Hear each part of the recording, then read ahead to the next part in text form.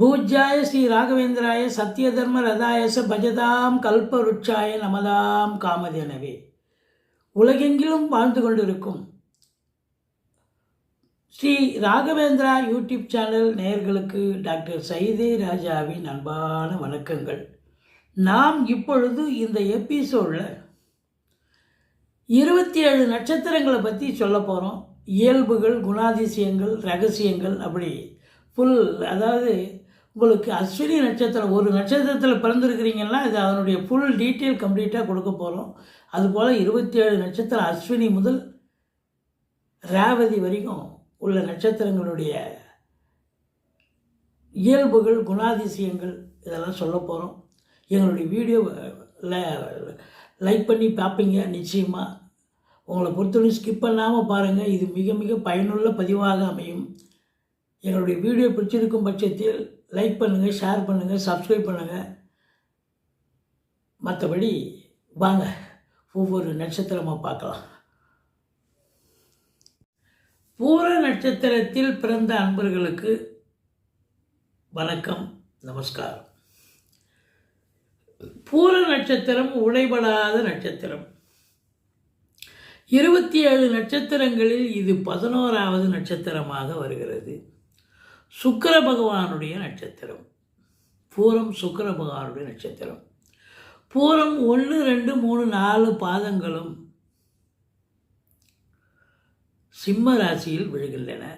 இந்த பூர நட்சத்திரத்தில் பிறந்தவர்களுக்கு சுக்கிர திசை ஆரம்ப திசையாக இருக்கும். சிம்மம் சூரிய பகவானுடைய வீடு, பூரம் சுக்கிர பகவானுடைய நட்சத்திரம்.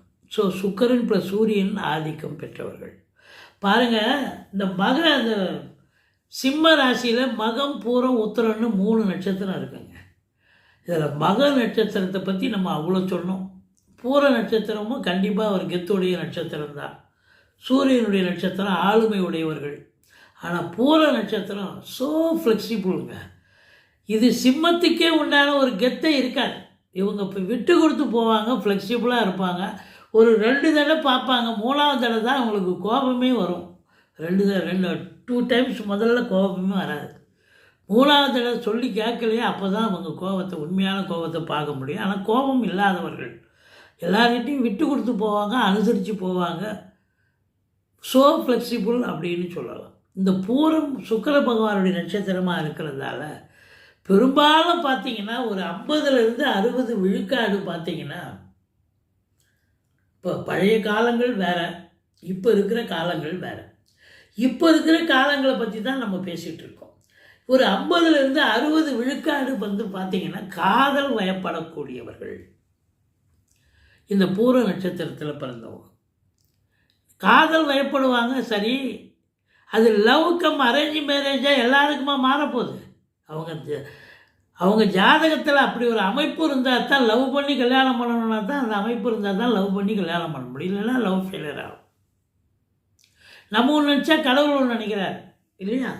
ஆனால் பூர நட்சத்திரத்தில் பிறந்தவங்களுக்கு காதல் வயப்படுவார்கள் அப்படின்னு சொல்லக்கூடிய ஒரு நட்சத்திரம் தான். இப்போ இந்த நட்சத்திரம் அப்படின்னு பார்த்தீங்கன்னாக்கா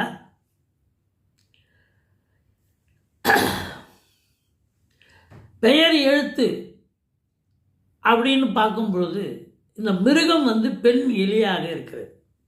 அந்த பூர நட்சத்திரத்துடைய மிருகம் பெண் எலி, பட்சி பெண் கழுகு அல்லது செம்போத்துன்னு ஒரு சில புத்தகத்தில் போட்டிருக்காங்க.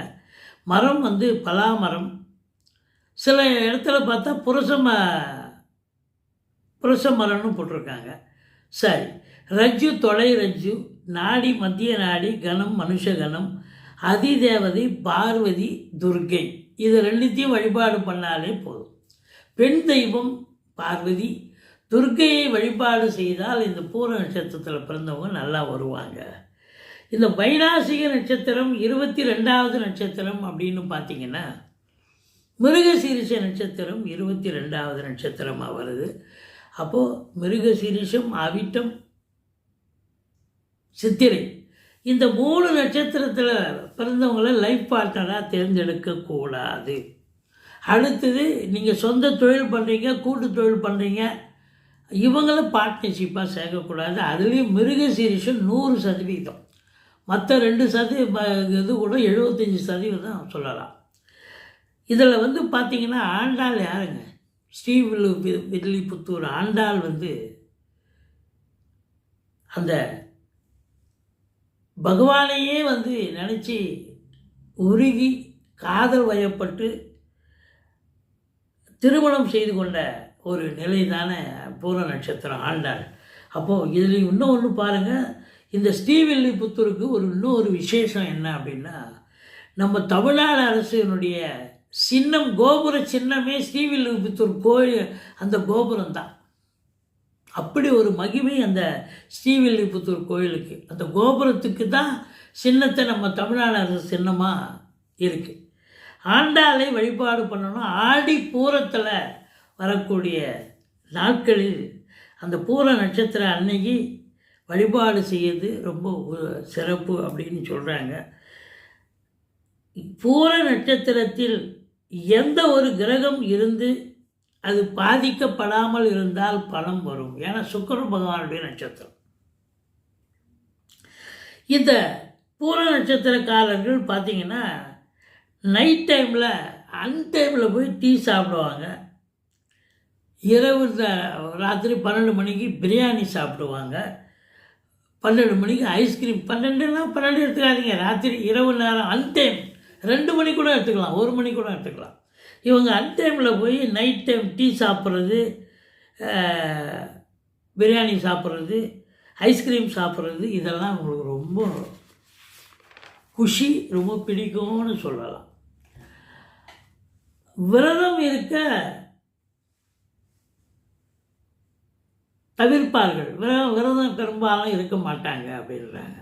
ஏன்னு சொன்னால் சுக்கிரனே வந்து ஒரு டேஸ்ட்டுக்கு அதிபதி தானே, பூரம் இல்லையா? அதனால் வந்து பெரும்பாலும் நல்ல உணவை தேடி தேடி போய் சாப்பிடுவாங்க. இந்த ஹோட்டலில் போனால் அது நல்லாயிருக்கும், அந்த ஹோட்டலில் போனால் இந்த டிஃபன் நல்லாயிருக்கும், இங்கே பூரி போனால் நல்லாயிருக்கும் இந்த ஹோட்டல், அப்படி தேடி தேடி போய் சில பேர் சாப்பிடுவாங்க இல்லையா? அதுபோல் தேடி சென்று இவங்களுக்கு விரும்பிய உணவை சாப்பிடுவதில் இவர்களுக்கு நிகர் இவர்கள்தான். இடம் சம்பந்தப்பட்ட பிரச்சனை, பூமி சம்பந்தப்பட்ட பிரச்சனை இவர்களுக்கு எப்பொழுதும் இருந்து கொண்டே இருக்கும். ஏன்னா மிருகசீரிஷ நட்சத்திரம் வைநாசிக நட்சத்திரமாக இருக்கிறதால இவங்க பூர்வீக சொத்து, அதாவது அப்பா அம்மா சொத்து இருந்தாலும் இல்லை அப்பாவை, அதில் பார்த்தா ஒரு வில்லங்க ஏற்படும்.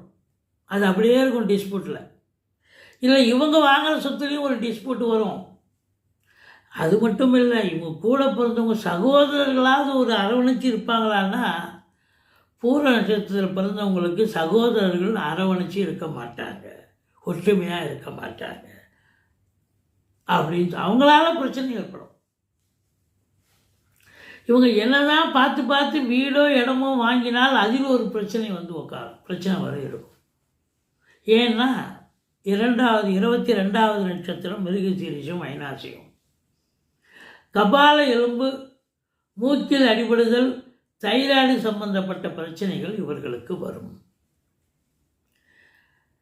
சில நேரம் இவங்க லவ் பண்ணுவாங்க, அதை எக்ஸ்ப்ளாய்ட் பண்ண மாட்டாங்க. அடுத்தவங்களுக்கு சொன்னால் தானுங்க இவங்க பொறுத்து அப்படியே மனசுலேயே இருந்தால் அது கல்யாணம் பண்ணிட்டு போயிடுவாங்க. அப்படி சில நேரத்தில் சிலருக்கு நடக்கும். காதலை எக்ஸ்பிரஸ் பண்ண மாட்டாங்க, சொல்ல மாட்டாங்க, எக்ஸ்பிரஸ் பண்ண மாட்டாங்க. இவங்க எந்த ஒரு தீய பழக்கத்துக்கும் அடிமையாகக்கூடாது. அப்படி அடிமை ஆகிட்டாங்கன்னு சொன்னால் அதுலேருந்து மீண்டும் வெளியில் வர்றது ரொம்ப பெரிய கஷ்டம் அப்படின்னு சொல்கிறாங்க. அதாவது குடிப்பழக்கம், ட்ரக்ஸு, இதுபோல் சில பழக்கங்கள் இருக்கு இல்லையா, அதிலேருந்து வெளியில் வர முடியாது. எண்கண் முருகன் கோயில் இருக்கான். அதில் எண்கண் பாலமுருகசாமி ஜீவசமாதி வழிபாடு இருக்கான். இதெல்லாம் அங்கே போய் நீங்கள் வழிபாடு பண்ணிங்கன்னு சொன்னால் ரொம்ப சிறப்பாக இருக்கும். கஞ்சனூர் சுக்கிரன் கோயில் வழிபாடு சிறப்பு. வெள்ளிக்கிழமை ஆடை தானம் செய்தால் வாழ்க்கை நன்றாக அமையும். இந்த சுக்கிர பகவானுக்கு உகந்த தலமே வந்து ஸ்ரீரங்கம் பெருமாள் தான். ஸோ சுக்கிரனுடைய ஆதிக்கம் சரியாக இல்லை, சுக்கிரனே நம்ம ஜாதகத்தில் சரியாக அமையலை, நீச்சமாயிட்டார், பகை வீடு போயிட்டார், இல்லை அவர் சாரம் வந்து பாதகாதிபதி சாரம் வாங்கிட்டாரு அப்படின்னு சொன்னால், நம்ம ஸ்ரீரங்கம் பெருமாளை போய் நீங்கள் வழிபாடு பண்ண சுக்கிர ஸ்தலங்க அது. அது பூர நட்சத்திரம் காலம்லாம் தாராளமாக போகலாம். உடல் வலிமை அதிகம், மன வலிமை அதிகம். இந்த சுக்கிர வழிபாடு கஞ்சனூர் சென்று சுக்கிர வழிபாடு பண்ணலாம். வெள்ளிக்கிழமைகளில் ஆடை தானம் செய்யலாம். வாழ்க்கை நன்றாக அமையும். வேலைக்கு சரியாக இவங்க சாப்பிடலன்னா ஒபிசிட்டி உடம்பு போட்டுரும், தொப்பை வந்துடும், சீக்கிரம் நரைமுடி பார்த்தா ஒரு 40 வயசுலேயே நரைமுடி வந்துடும், பல் பிரச்சனை இருக்கும், குழந்தை கல்யாணம் ஆச்சுன்னா குழந்தை கூட லேட்டாக தான் கிடைக்கும். அப்பா அம்மா மீது அதிகம் பாசம் உள்ளவர்கள், ஆனால் சகோதரர்கள் மீதும் பாசம் இருக்கும்.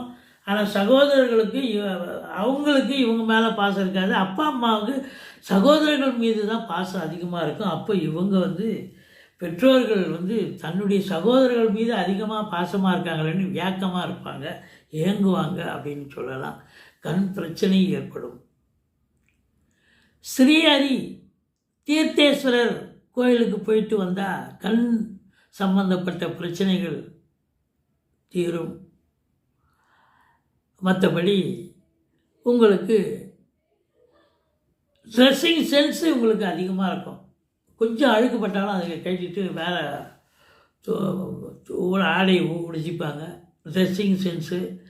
அதுக்கப்புறம் பார்த்திங்கன்னா கொஞ்சம் சென்ட்டு, ஸ்னோ, இந்த வாசனை திரவியங்கள் இதெல்லாம் போட்டுக்கிறது, தன்னை அழகுபடுத்தி கொள்வது, எப்பவுமே தன்னை அழகாக காட்டிக்கொள்வது, தன்னை மற்றவங்க புகழ்ந்து பேசணும் அப்படின்னு நினைக்கக்கூடியவர்கள் இவர்கள். மதிக்கத்தக்க மதிப்பு மிக்க இறையருள் பெற்ற தெய்வ நட்சத்திரம் இந்த பூர நட்சத்திரம். இந்த பூர நட்சத்திரத்துக்குடைய தாராபலன் பார்த்திங்கன்னா உத்திர நட்சத்திரம், சூரிய பகவானுடைய உத்திரம், கிருத்திகை, அந்த